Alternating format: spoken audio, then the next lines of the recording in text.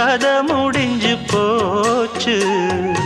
ஈசான மூலையில லேசான பள்ளி சத்தம் மாமன் பேர சொல்லி பேசுது.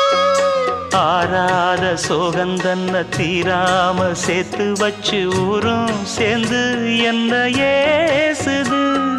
மாமா மாமா உன்னத்தானே எண்ணி நானும் நாளும் தவித்தேனே.